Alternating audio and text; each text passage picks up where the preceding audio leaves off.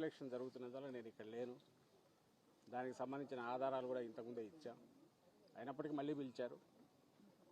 So మీ సూచనల ప్రకారమే జరిగిందా అని ఇలాంటి క్వశ్చన్లన్నీ వేశారు.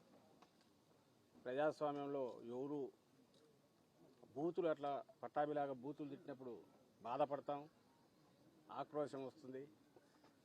ఇందుకోసం ఆ రాజకీయాల్లో ప్రజా జీవితంలో ఉండే బాధ కలుగుతుంది. కానీ అంత అసభ్యకరంగా ఘోరంగా ఎవరు వినలేనంతగా మాట్లాడు. కానీ దాడులు పరిష్కారం అని అయితే మేము అనుకోము. అలాంటి వాటిని మా నాయకుడు కానీ మేము కానీ ఎంకరేజ్ చేయము.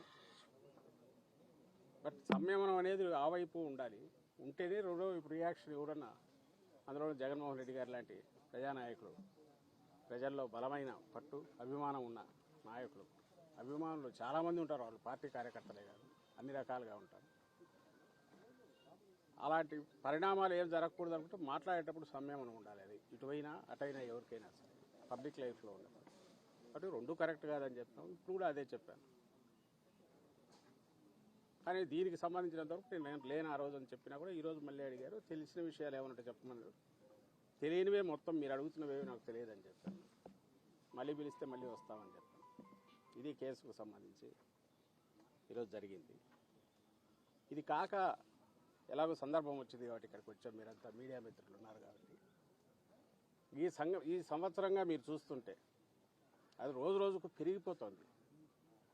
ఈ సోకాళ్ళ రెడ్ బుక్ పాలన అనేది ఆ రోజు అతను లోకేష్ అంటుంటే ఏదో పొలిటికల్ రిటారిక్లో పార్ట్గా అన్నారనుకున్నాం. కానీ లేదు, వాళ్ళ తండ్రి కొడుకు ముందు నుంచే ఒక పథకం ప్రకారము రావడమేంది రాక ముందు నుంచే ఎన్నికల కమిషన్ పరిధిలో ఇంకా మేము అధికారంలో ఉండగానే, జగన్మోహన్ రెడ్డి గారు వైఎస్ఆర్సీపీ అధికారంలో ఉండగానే ఎన్నికల కమిషన్ పరిధిలోకి వచ్చిందని చెప్పి దాని ద్వారా ఎంత అడ్డగోలుగా వ్యవహరించారో, ఎంత రాజ్యాంగ విరుద్ధంగా రాజ్యాంగాన్ని ఉల్లంఘించి వైలెన్స్ క్రియేట్ చేశారో అందరూ చూసాం. ఇంకా ఆ తర్వాత ఏకంగా పరిపాలనలోకి వచ్చినాక ఇంకో ఒక పథకం ప్రకారం ఏ అంటే అది రాసుకోవడం, నువ్వు సంతకం పెడతావో లేదో వచ్చిన వాడికి అక్కడ ఉన్నా ఉండకపోయినా కేసు పెట్టడం, మేజిస్ట్రేట్ దగ్గర తీసుకోవడం, రిమాండ్కి పంపించడం. ఆ తర్వాత ఇంకోటి ఏదో పెట్టడం. దానికి ఆ టైంలో ఎవరైతే నిందితుడిగా వీళ్ళు పెడుతున్నారో వాళ్ళు అక్కడ ఉండడం అవసరంలా, లేదా రాయించిన వాడు ఎవడో వాడికి వీడికి పరిచయం కూడా అవసరంలా. కేవలం ఈ నిందితుల మీద చంద్రబాబు గారి దగ్గర మొదలు పెడితే కింద వరకు స్థానిక నాయకుడి వరకు ఎవరికైనా కోపం ఉంటే చాలు. అది వ్యక్తిగతమైన కావచ్చు, ఇంకో రకమైనదా కావచ్చు. పెట్టు కేసు ఎత్తి ముందు లోపల పడి వేల మంది అవుతున్నారు.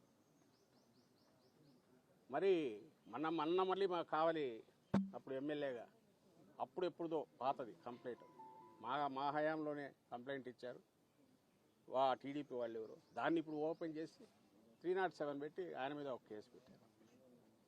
నిన్నటికి రాత్రి ఇప్పుడే ఇంతకుముందే తెలిసింది, కంతేరు మా పార్టీ ఎంపీటీసీ ఎస్సీ మహిళ, ఐ థింక్ రాత్రి అర్ధరాత్రి తర్వాత అనుకుంటున్నాను, తెల్లవారుదామున 3 గంటలకు వెళ్ళి ఆమె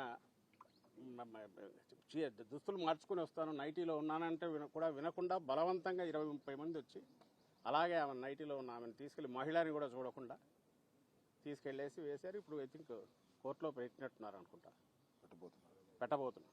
చట్టం క్లియర్గా చెప్తుంది, చీకటి పడిన తర్వాత కానీ ఇంకో రకం కానీ మహిళల విషయంలో ఎట్లా వ్యవహరించాలనేది క్లియర్ కట్ ప్రొసీజర్ ఉంది, ఇన్స్ట్రక్షన్స్ ఉన్నాయి, గైడ్ లైన్స్ కూడా కాదు, స్పెసిఫిక్ ఉన్నాయి, సుప్రీంకోర్టు ఆర్డర్స్ ఉన్నాయి. అంటే టెర్రర్ క్రియేట్ చేస్తున్నారు. రాజ్యాంగాన్ని వాడుకొని టెర్రర్ క్రియేట్ చేయడం, వ్యవస్థీకృతమైన టెర్రర్, రాజ్యాంగం వాడుకొని మిస్యూజ్ చేసి టెర్రర్ క్రియేట్ చేయడం ఇంత పథకం ప్రకారం. ఎప్పుడో 70s లాటిన్ అమెరికన్ కంట్రీస్లో వినేవాళ్ళం నియంతల పాలనలో. అంతకుముందు ఎక్కడ జర్మనీలో అక్కడ చదువుకునేవాళ్ళం. ఇప్పుడు మోడర్న్ ఆధునికంగా తయారైన మన రాజ్యాంగం దీంట్లో కూడా దీన్ని మిస్యూజ్ చేయొచ్చు, ఎంతవరకు వెళ్ళొచ్చు అనేది చంద్రబాబు నాయుడు గారు ఆయన ప్రభుత్వం చూపిస్తున్నారు. ఈ కేసు రాత్రిది చెప్తారు, అర్ధరాత్రి ఎందుకు పోవాలి, పొద్దున పోవచ్చు. నిజంగా నువ్వు కేసు ఉంది అనుకున్నా కూడా అది కూడా జరిగింది. పిల్లలకు సంబంధించింది ఏదో జరిగింది. వీళ్ళు పెట్టిన కేసు తీసుకోలేదు, ఎస్సీ కేసు పెట్టి అటువైపు నుంచి పెట్టిన వాళ్ళ కేసు మాత్రమే తీసుకుని వీళ్ళని అరెస్ట్ చేసి తీసుకెళ్ళారు. న్యాయాలు పక్కన పెడితే ఒక మహిళతో ఎట్లా డీల్ చేయాలనేది కూడా చేయలేదంటే వీళ్ళు ఎక్కడికి దిగజారిపోతున్నారు. కేవలం ఒక రౌడీలు ఎట్లా బిహేవ్ చేస్తారో, మేము ఇదిగో దౌర్జన్యం చేస్తాం, మేము దౌర్జన్యం చేస్తామనే విషయం తెలిసి భయపడాలి మీరందరూ అని చెప్పడానికే ఇవన్నీ చేస్తున్నారేమో అని అనిపిస్తుంది. మా నాయకుడు చెప్తున్నట్టు కాలం ఎప్పుడు ఇలాగే ఉండదు. ఈ పద్ధతిలో జగన్మోహన్ రెడ్డి గారు పోయింటే అసలు ఐ డోంట్ థింక్ ఇప్పుడు తెలుగుదేశం పార్టీ అనేది ఇలా ఉండేదని కూడా అనుకోవట్లేదు. కానీ అట్లా అనుకోలే ఆయన. కానీ ఇప్పుడు వీళ్ళు చూపిస్తున్నారు ఎట్లా చేయొచ్చు అనేది.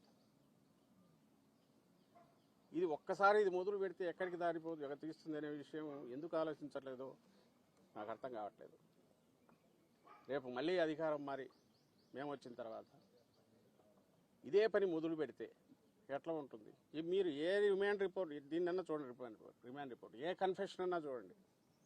మీడియా వాళ్ళని రిక్వెస్ట్ చేస్తున్నా, తెప్పించుకొని చూడండి. దాంట్లో ఏమీ అసలు సంబంధం ఉండదు. మీరు నిందితుడిగా చేర్చిన వాడికి కానీ కన్ఫెషన్ తీసుకున్నవాడు కానీ ముఖపరిచయం కూడా ఉండదు, అయినా సరే తీసుకుంటున్నారు. రాసేయడం 11 ఏళ్ల క్రితం పోసాని కృష్ణమూర్తి అయితే 10 ఏళ్ల క్రితం ఉంటాయి, 9 ఏళ్ల క్రితంలో ఆ కామెంట్ తీసి ఇప్పుడు ఎవరికో బాధ కలిగిందంటే ఎత్తి లోపల పడేసారు, రాత్రిపూట వెళ్ళి తీసుకొని. ఇలాంటి వరుస పెడితే అన్నీ అలాంటివే. మరి ఎక్కడికి దారి తీయాలనుకుంటున్నారో, ఎక్కడికి దారి తీయించదలుచుకున్నారో అర్థం కావట్లేదు.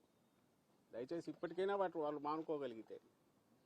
నువ్వు వేస్తున్న విత్తనం మామూలు చాలా ప్రమాదకరమైనది. దీని నుంచి వచ్చే చెట్టు భయంకరంగా ఉంటుంది. అది అంటే వ్యవస్థలను ఇంతగా దుర్వినియోగం చేసి చేయడం మొదలు పెట్టాక ఇది ఇక్కడతో ముందుకు పోయి దానివల్ల కలిగే దుష్పరిణామాలు ఎవరుంటాయి, దానికి పూర్తిగా చంద్రబాబు నాయుడు గారు బాధ్యత వహించాల్సి వస్తుంది. రెండవది, నిన్న ఏదో లిక్కర్ స్కామ్ అదొక తప్పుడు కేసు. ఆ విషయంలో మన సాక్షి పత్రిక సంపాదకుడు ఎడిటర్ ధనంజయ రెడ్డి ఇంటికి వెళ్ళి, అంటే ఇంకా దానికి లిమిట్స్ కూడా లేవు.